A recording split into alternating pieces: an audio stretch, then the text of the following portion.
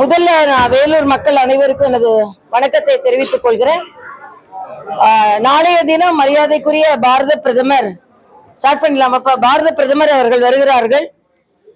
முதலமைச்சர் பாரத பிரதமருக்கு ஒரு கடிதம் எழுதியிருக்கிறாருன்னு நான் இப்பதான் ட்விட்டர்ல பார்த்தேன். பிரதம அமைச்சர் டெல்லியில இருந்தா கடிதம் எழுதலாம். விவசாயிகளுக்காக தான் அவரும் வராரு.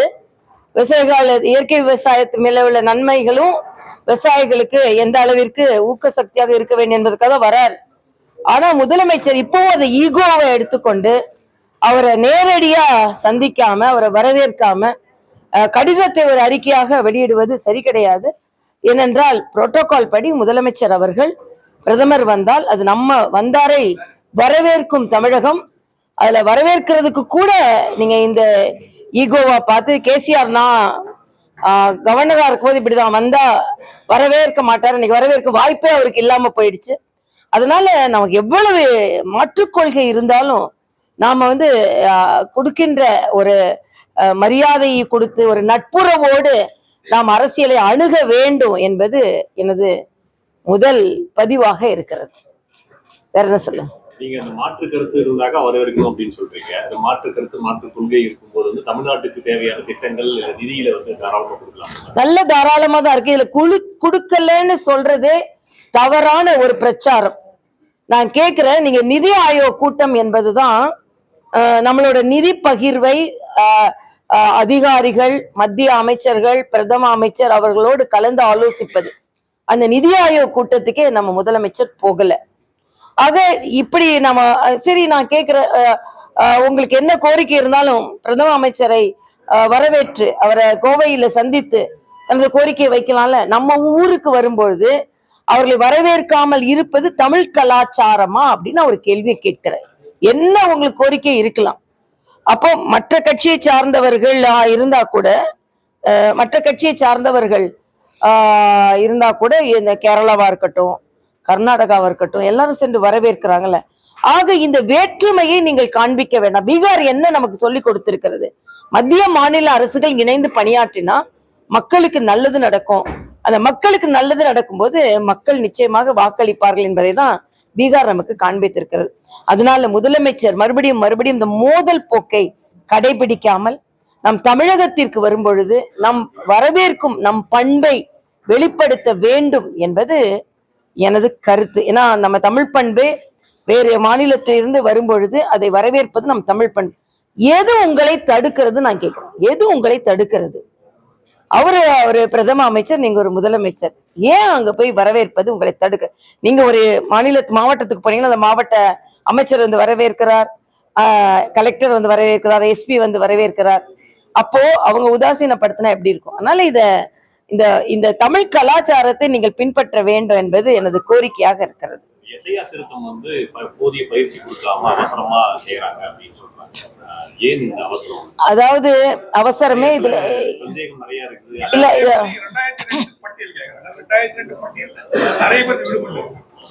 2002 பட்டியல்ல பேர் இருந்தா அவங்களே அந்த லிஸ்ட் வச்சிருக்காங்க. அதை வாங்கி நான் ஃபில் பண்ணிட்டு தானப்பா வரேன்.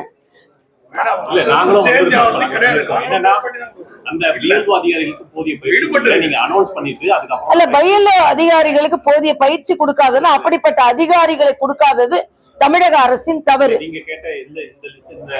நாங்க சொல்லாதுங்க, அது தேர்தல் ஆணையம்.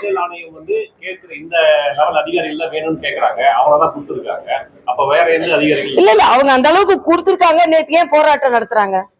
ஒரு ஒத்துழைப்பு கொடுக்காத அதிகாரிகளை ஏன் கொடுத்தாங்க தமிழக அரசு? நான் ஒரே ஒரு வித்தியாசத்தை சொல்றேன். இன்னைக்கு எல்லா இடத்துலயும் ஒன்றை வரவேற்கிற மாநகராட்சி 16 சட்டமன்ற தொகுதிகள் சென்னைக்கு உட்பட்ட இன்றிலிருந்து ஒரு 7 நாளைக்கு முகாம்கள் போட்டிருக்காங்க. இது வரவேற்கிறேன். இதுதான் தேவை. ஏன் செய்யறேன்னு கேட்க முடியாது. ஏன்னா இல்லாத வாக்குகள் நீக்கப்பட வேண்டும், புதிய வாக்குகள் சேர்க்கப்பட வேண்டும். இது வழிமுறை. ஆக இது 2002 நடந்தது, இப்ப நம்ம நடக்க இருக்கிறது.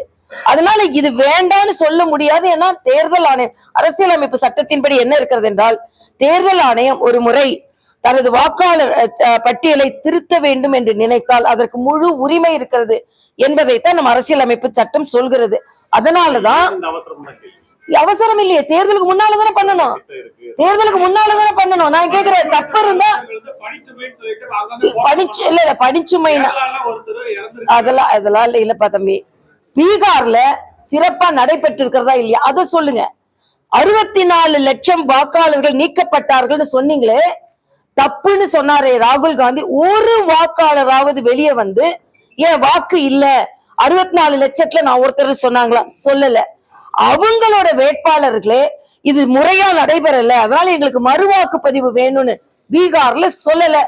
ஆக களத்துல இருந்த யாருமே அதற்கு எதிர்ப்பு தெரிவிக்கல. அப்பனா அங்க சரியா நடந்ததுன்னு தான். ஏன் ராகுல் காந்தி தோற்கடிக்கப்பட்டார்? ஓட்டு திருட்டாங்க சொல்றாங்க. ஏன் ஓட்டிங்க தானே இருக்கு, ஏன் ஓட்டிங்க தானே இருக்கு, ஏன் ஓட்டிங்க தானே இருக்குன்னு எல்லாரும் நினைக்கிறாங்க. அப்போ ஓட்டு போடுறாங்க. ஒரு வாக்காளர் ஒரு வருஷத்துல எத்தனை ஓட்டு போடலாம்? இல்ல ஒரு 5 வருஷத்துல எவ்வளவு ஓட்டு போடலாம்? ஐயா, என்ன பட்டியலில் இருக்க ஓட்ட போட போறீங்க, பட்டியலில் இல்லாத ஓட்டு? நான் கேக்குறேன், ஏன் இவ்வளவு பதற்றம்? ஒரு நிமிஷம், அவசரம் ஒண்ணும் இல்ல. தேர்தலுக்கு 3 மாதங்கள் இருக்கிறது, 4 மாதங்கள் இருக்கிறது.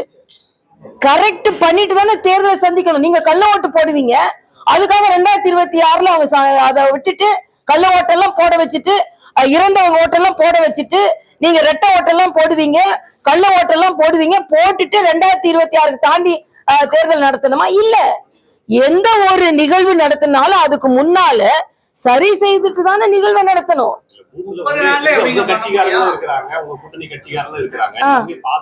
பார்க்கதானே போறீங்க, திமுகவும் பார்க்கதானே போறாங்க.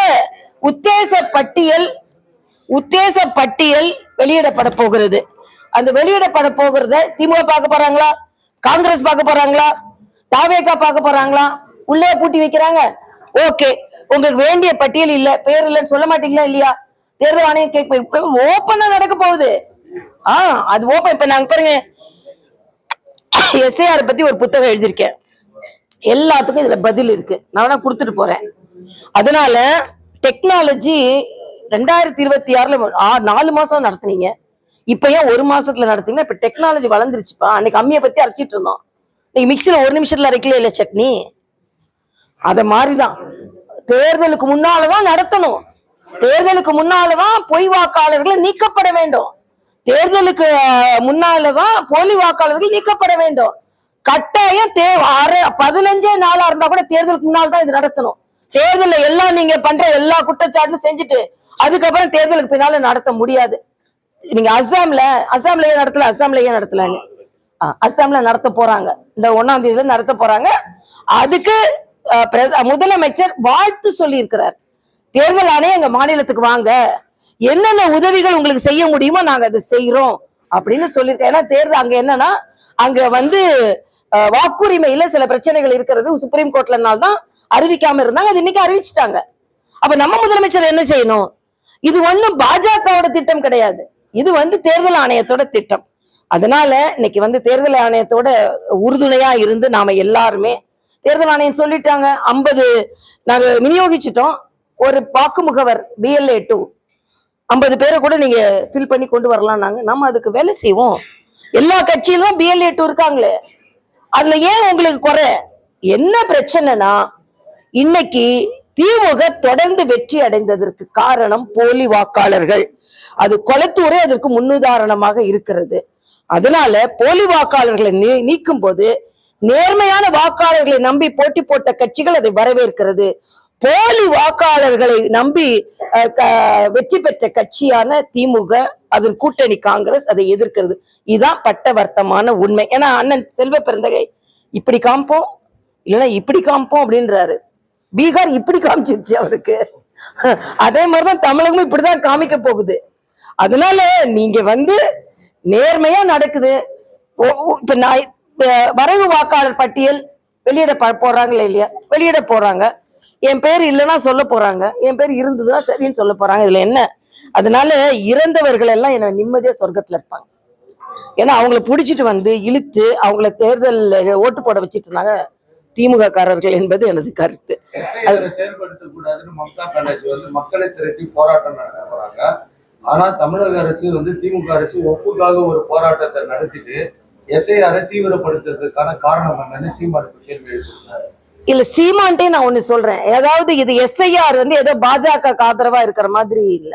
மம்தா பானர்ஜி அதற்கு ஆர்ப்பாட்டம் செய்வது தவறு. ஏனென்றால் தேர்தல் ஆணையம் தனது வாக்கு பட்டியலை திருத்த வேண்டும் என்று அரசியல் ரீதியாக நினைத்தால் அதற்கு அவர்களுக்கு முழு அதிகாரம் இருக்கிறது என்று இதற்கு முன்னால் வழங்கப்பட்ட பல தீர்ப்புகள் இருக்கிறது. அதனால்தான் இவங்க உச்ச நீதிமன்றத்துக்கு போன பின்பும் எஸ்ஐஆர் நிறுத்துங்கன்னு சொல்லல உச்ச நீதிமன்றம். நீங்கள் அதற்கான பதிலை சொல்லுங்கன்னு தான் சொல்றாங்களே தவிர, பீகார் ஒரு மிகப்பெரிய உதாரணம். எல்லாம் பீகார்னால வெற்றி பெற்றோம், பீகார்னால வெற்றி பெற்றோம், எஸ்ஐஆர்னால வெற்றி பெற்றோம்னா போலி வாக்காளர்கள் நீக்கப்பட்டார்கள். அப்படிதான் இதை ஒருத்தர் சொல்றாரு, திமுக வச்சாங்க. நாங்க எங்க கூட்டணியில இருந்தவங்க எல்லாம் தோத்து போயிட்டாங்க, ஏன்னா எஸ்ஐஆர் வந்தப்ப. ஆமா, நீங்க போலி வாக்காளர்களால் வெற்றி பெற்றீர்கள், அவ்வளவுதான். அதனால நீங்க பாருங்க, கோடிக்கணக்கால ஏறக்குறைய 1,34,00,000 ஓட்டு இந்திய கூட்டணி வாங்கியிருக்காங்க. வெளிநாட்டு விளம்பர மாடல் பெயர் நிறைய ஹரியானால இருக்குன்னு சொல்லிட்டு ராகுல் காந்தி குற்றம் சாட்டினார். அதெல்லாம் எப்படி? சரி, ராகுல் காந்தி சுப்ரீம் கோர்ட் போட்டு அதெல்லாம் சப்மிட் பண்ணட்டும். ஏன் அதுக்கு அவர் அபிடவிட் கொடுக்காம இருக்கிறாரு? எல்லாம் பொய். நான் கேட்ட அந்த பேர் அந்த வாக்குல உள்ளவங்க பதில் சொன்னாங்க. மனிஷ்னு ஒருத்தர் சொன்னார், இல்ல ஏன் வாக்குதான் அதுல தெரியாம படம் மாத்தி போட்டுருந்தாங்க, நான் போய் வாக்களிச்சுட்டு வந்தேன்னு சொன்னார். எதிர்கட்சிகள் அதுக்கு பதில் சொல்லல, தேர்தல் ஆணையம் பதில் சொல்லல, அவர் சொன்ன வாக்காளர்களே பதில் சொன்னாங்க. நான் மறுபடியும் ஒரே ஒரு கேள்விதான் கேட்கிறேன். பீகார்ல 64 லட்சம் நீக்குனீங்கன்னு சொல்றீங்களா? 64 லட்சமும் இறங்கி உண்மையான வாக்காளர்களா இருந்தா போராடி இருக்க மாட்டாங்களா? எங்க என் வாக்குன்னு கேட்டிருக்க மாட்டாங்களா? கேட்டுப்பாங்கல்ல. அதுதான் அங்க வெற்றி. சுமூகமா நடந்தது மட்டும் இல்ல, எதிர்கட்சிகள் கூட இங்க எங்களோட வேண்டிய வாக்கு இல்லைன்னு சொல்லல. இங்க ஒன்னே ஒண்ணு, இங்க உள்ள கட்சி தலைவர்கள் டிஎம்கே சொல்றாங்க எங்க வாக்கு நீக்கிடுவாங்க, தாவேக்கா சொல்றாங்க எங்க வாக்கு. உங்க வாக்குன்னு எப்படிப்பா தெரியும்? எழுதி ஒட்டி இருக்கா? போட்டு போட்ட பிறகுதானே தெரியும். அதனால நீங்க எஸ்ஐஆரை யாரும் தவிர்க்க முடியாது, எல்லாரும் சேர்ந்து. ஏன்னா திமுகவுக்கு சார் அப்படின்ற வார்த்தை கேட்டோடனே ஒரு கிளி வந்துருது. அண்ணா பல்கலைக்கழகத்துல ஆரம்பிச்சு, அண்ணா பல்கலைக்கழகம்னா இவங்களும் அண்ணா பல்கலைக்கழகத்துல கற்றவர்கள் தான். ஆனால் அண்ணா பல்கலைக்கழகத்திலே பிரச்சனை வரும்போது இந்த அண்ணா பல்கலைக்கழகத்துல பிரச்சனை வருது. அதனால நான் முதலமைச்சருக்கு நான் வேண்டுகோள் விடுக்கிறேன். உங்க அரசு ஊழியர்கள் அது ஆர்ப்பாட்டம் பண்ண அது தடுக்கப்பட வேண்டும். அரசு ஊழியர்களுக்கு நான் ஒரு வேண்டுகோள், இது உங்களுக்காகவும் உங்கள் குடும்பத்திற்காகவும் ஜனநாயக ரீதியாக நடத்தப்படுகின்ற ஒரு சீர்திருத்தம், இதில் அனைவரும் பங்கெடுக்க வேண்டும் என்பது எனது கருத்து. பாஜக தான் என்ன அழைச்சது என்று முன்னாடி கட்சி விட்டு நீக்கினதுக்கு அப்புறம் செங்கோட்டையன் சொல்றாரு. ஆனா இன்னைக்கு தற்பொழுது பாஜக வழிகாட்டுதல் ஆலோசனை வழங்கியது இல்லைன்றாரு. அப்போ என்ன கூப்பிட்டு பேசணும்னு சொன்னவரு இன்னைக்கு அந்த மாதிரி எதுவுமே வழங்கலன்னு முன்னுக்கு பிடிமுறையா பேசுறாரு. அண்ணன் செங்கோட்டையன் வேலூருக்கு வருவாரு, அந்த கேள்வி கேளுங்க. ஏன்னா எனக்கு என்ன தெரியும், அவரு சொல்றத வச்சு என்கிட்ட கேட்டா நேரத்துல இப்போ செங்கோட்டையன் இந்த மாதிரி ஒரு பதில் கொடுத்திருக்காரு. இல்ல அதுதான் அவர்கிட்ட கேளுங்கப்பா. அது இது அத பத்தி எனக்கு என்ன தெரியும்?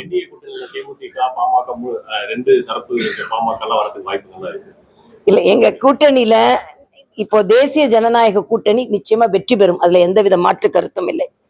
இதற்கு பீகார் ஒரு முன்னுதாரணமா இருக்குது. வாரிசு அரசியலுக்கு பீகார் ஒரு அடி கொடுத்திருக்குது. அதனால தம்பி உதயநிதி கொஞ்சம் எச்சரிக்கையா இருக்கட்டும். புதியவர்களுக்கு பீகார் ஒரு அடி கொடுத்திருக்கிறது. அதனால பிரசாந்த் கிஷோர் மாதிரியே தம்பி விஜய் கொஞ்சம் எச்சரிக்கையா இருக்கட்டும். தேசிய ஜனநாயக கூட்டணி டபுள் இன்ஜின் கவர்மெண்ட் இருந்தா நமக்கு நல்லது நடக்கும்னு மக்கள் வாக்களிக்கிறார்கள். அப்ப இங்கேயும் அதிமுக பாஜக வெற்றி பெற்றா டபுள் இன்ஜின் கவர்மெண்ட் வரும். அதனால நிச்சயமாக ஒரு வெற்றி கிடைக்கும், மக்களுக்கு நல்லது நடக்கும். நான் மறுபடியும் சொல்றேன், ஒரு முறை பாஜகவிற்கும் அதிமுக உள்ள கூட்டணிக்கும் வாக்களித்து பாருங்கள், நிச்சயமாக நல்லது நடக்கும், டபுள் இன்ஜின் கவர்மெண்ட் நடக்கும் என்பது நான் கருத்து. எனக்கு நீங்க பரவாயில்ல, கட்சி தலைமையோட நீங்களே எனக்கு எங்க கட்சி எங்க போட்டி போடுறேன்னான்றது கட்சி தலைமை முடிவு பண்ணும். போட்டி போடணும்னு சொன்னா எங்க போட்டி போடுறதுன்னு கட்சி தலைமை முடிவு பண்ணும். நான் அண்ணன் வைகோக்கு ஒரு கோரிக்கை வைக்கிறேன். போதையை தடுப்பதற்காக அவர் நடைபயணம் போறாராம். போதையை தடுக்கணும்னா அவர் அறிவாலயத்துக்கு தான் நடைபயணம் போகணும். நான் அங்க இருந்துதானே போதைக்கான சட்டமே வருது. அதனால தப்பா இந்தி கூட்டணியை சார்ந்தவர்கள் செய்து கொண்டு இருக்கிறார்கள். அதே மாதிரி மேகதாது இன்னைக்கு என்னோட சகோதரர், என்னோட நான் அண்ணேன்னு அழைப்பாரு, அப்படியே ராகுல் காந்திய மாதிரி எனக்கு பாசம் உள்ளவர் யாருமே இல்லை. ஆனா அவங்க ஆட்சியில மேகதாதுவுக்கு அணை கட்டுவதற்கு முயற்சி செய்து கொண்டிருக்கிறார்கள். அதுக்கு ஒரு கோரிக்கை வைக்க மாட்டேன்றார் முதலமைச்சர். ஆக முதலமைச்சர் கோரிக்கை எல்லாமே பாராபட்சமாக இருக்கிறது, மக்கள் சார்ந்ததாக இல்லை என்பது எனது கருத்து. முதல்வர் நீங்க கடிதம் எழுதினாரு, முதல் போக்கு இருக்க கூடாது சொல்றீங்க. முதல்வரே நேரடியா மேடையில சொன்ன கோரிக்கைகள் கூட எதுவுமே மத்திய அரசு கண்டுக்கல அப்படின்னு சொல்றாரு. அவரு சொல்லிட்டு தான் இருப்பாரு. நான் கேக்குறேன், விஸ்வகர்மா திட்டத்துல 8.5 லட்சம் நமது கைவினைஞர்கள் எங்களுக்கு உதவி வேணும்னாங்க, அதை கொடுக்க மறுக்கிறாரு. இன்னைக்கு முத்ரா திட்டத்துல தமிழகம் தான் அதிக பலன் பெற்றிருக்கிறது. செல்வ மகள் சேமிப்பு திட்டத்துல தமிழகம் தான் அதிக பலன் பெற்றிருக்கிறது. வீடுதோறும் குடிதண்ணீர்ல தமிழகம் முழுமையாக பலன் பெற்றிருக்கிறது. மத்திய அரசினால் 11 மருத்துவக் கல்லூரிகள் தமிழகத்திற்கு கொடுக்கப்பட்டிருக்கிறது. தமிழகத்திற்கு 800 போர்ட்டும் சரி, நம்மளோட வஉசி போர்ட்டும் சரி மேம்படுத்தப்பட்டிருக்கிறது. சென்னை விமான நிலையம் விரிவுபடுத்தப்பட்டிருக்கிறது, திருச்சி விமான நிலையம் விரிவுபடுத்தப்பட்டிருக்கிறது, தூத்துக்குடி விமான நிலையம் விரிவுபடுத்தப்பட்டிருக்கிறது, கோவை விமான நிலையம் விரிவுபடுத்தப்பட்டு கொண்டிருக்கிறது. இதெல்லாம் யூபிஏ கவர்மெண்ட் செஞ்சாங்களா? செய்யல. நான் பட்டியல் இட்டுக்கிட்டே போவேன், ஆனா அவங்களால பட்டியலிட முடியாது. அதனால 2026 வரைக்கும் பொறுங்கப்பா, நிச்சயமா ஆட்சி மாற்றம் வரும். மழை வரும், மழை வருகிறது, குளங்கள் நிறையும். டபுள் இன்ஜின் நாங்க டபுள் டிஜிட் வாங்குவோம், டபுள் இன்ஜின். வேலூர்ல வந்துரும். அதான் உதான்ல வேலூர் பிரதானமான இதுல இருக்கு, அதுல திறக்கப்படும் நிச்சயமா. ஹோசர் எல்லாம் பட்டியல்ல இருக்கு, நிச்சயமா திறக்கப்படும். வேலூர்ல வரணும்னு நம்ம நினைச்சதே என்டிஏ கவர்மெண்ட் தானே. என்டிஏ கூட்டணி பலவீனமான கூட்டணின்னு நாம் தமிழர் கட்சி சீமான். இப்ப சீமான் என்னப்பா பலமாவாப்பா இருக்காரு? அவர் தனியா நின்று சத்தம் போட்டுக்கிட்டு தேசிய ஜனநாயக கூட்டணி பலவீனமா இருக்குன்னு எதை வச்சு கண்டுபிடிக்கிறாருன்னு நான் கேக்குறேன். தேசிய ஜனநாயக கூட்டணி தானே பீகார்ல வெற்றி பெற்றது, பாஜக இருக்கு. அது நிதிஷ்குமாருக்கு பதிலா அதிமுக வரப்போகுது, சிராக் பாஸ்வானுக்கு பதிலா இன்னொருத்தர் வரப்போறாரு, இன்னொரு கட்சி வரப்போகுது. அப்ப தேசிய ஜனநாயக கூட்டணி தனது வெற்றியை நிரூபித்த பின்பும் இப்ப சீமான் என்ன செய்யறதுன்னு தெரியல. இப்ப ஆணை கரிகாலன்ட்டு போயிட்டாரு அவரு, கருணாநிதியை தாண்டி கரிகாலன்ட்டு போயிட்டாரு. அதனால என்ன பேசணுமோ பேசிட்டு இருப்பாருப்பா. அவர் அவர் தனியா நின்று பேசுறதெல்லாம் பேசுறாருன்னு நினைக்கிறாரு. நிச்சயமா அவர் ஒரு முடிவுக்கு வருவார். 2026 எஸ்ஐஆர்னால மட்டும் இல்ல, எஸ்ஐஆர் எதிர்க்கிறாரு, அப்ப திமுகவும் எதிர்க்கிறாரு. அப்ப என்ன செய்யறாரு? சீமான் கொஞ்சம் வசனம் பேசி கொண்டிருக்க இருக்கட்டும், நமக்கு அதை பத்தி கவலை. எந்த தாக்கத்தையும் ஏற்படுத்த போதில்லை, மற்றவர்களை தாக்கட்டுமே. அவர் தாக்குதல் எந்த தாக்கத்தையும் ஏற்படுத்த போதில்லை, பேசிக்கிட்டே இருப்பாரு, அவ்வளவுதான். நல்ல பேச்சாளர், அதுல சந்தேகமே இல்லை. டிடிவி தினகரன் சொல்றாரு 2026 எலெக்ஷன்ல திமுகவுக்கும் தாவேகாவுக்கும் தான் போட்டியில. அதிமுகவோட 5 அணிகள் அவரு ஒரு அணியில இருக்காரு. அவரே இந்த மாதிரி ஒரு ஸ்டேட்மெண்ட் அப்படி சொல்றது அவரு சார்ந்திருந்த கட்சிக்கோ மேடம் ஜெயலலிதாக்கோ அது நன்மை பயக்குமா அப்படின்றத அவரை சிந்திக்கணும்னு நான் தாழ்மையா வேண்டி கேட்டுக்கொள்கிறேன். நீங்க கருணாநிதி கட்சிக்கு ஸ்டாலினுக்கு நீங்க ஆதரவு தெரிவிக்கிற காலத்துல நேர் எதிரா அவர்களுக்கு அரசியல் செய்த அம்மாவை நீங்க என்ன மனநிலையில் வைத்திருக்கிறீர்கள் என்று நான் தாழ்மையா கேட்டுக்கிறேன். அதனாலதான் அண்ணன் தினகரன் அவர்கள் இன்று தனிப்பட்ட முறையில், அது அவங்க கட்சி சார்ந்த விஷயம், ஆனா எங்க கூட கூட்டணியில இருந்ததுனால நான் சொல்றேன், எல்லோருமே உதிரியா இல்லாமல் உறுதியா இருப்போம், திமுகவை தோற்கடிப்போம். அதுதான் நம்ம எல்லாரோட கணக்கா இருக்க முடியும். இல்ல நான் அது உட்கட்சி, அதுல நான் எதுவுமே சொல்லல. எல்லாரும் உதிரியா இருக்க வேணான்றது நம்மளோட கருத்தா இருக்குது, அவ்வளவுதான். வீரம் கொடுக்கிற கூட்டத்துக்கு விஜயகாந்துக்கு வந்த கூட்டம் 2026 தேர்தல்ல நாங்க ஒரு நல்ல கட்சியோட தான் கூட்டணி இல்ல. முதல்ல சகோதரி பிரேமலதா அவர்கள் பீகார் தேர்தலை பாராட்டி இருக்கிறார்கள், மரியாதைக்குரிய பாரத பிரதமருக்கு வாழ்த்து சொல்லி இருக்கிறார்கள். அதனால அவங்க சகோதரி பிரேமலதா எப்பவுமே நல்ல முடிவு எடுப்பார்கள், எனக்கு நல்லா தெரியும். அதனால இன்றைய காலகட்டத்துல அது பாமகவா இருக்கலாம், தேமுதிகவா இருக்கலாம், அமமுகவா இருக்கலாம், ஓபிஎஸ் அண்ணனா இருக்கலாம், தம்பி விஜயா இருக்கலாம், சகோதரர் சீமானா இருக்கலாம், எல்லாரோட கருத்து என்ன? திமுகவை தோற்கடிக்கணும்.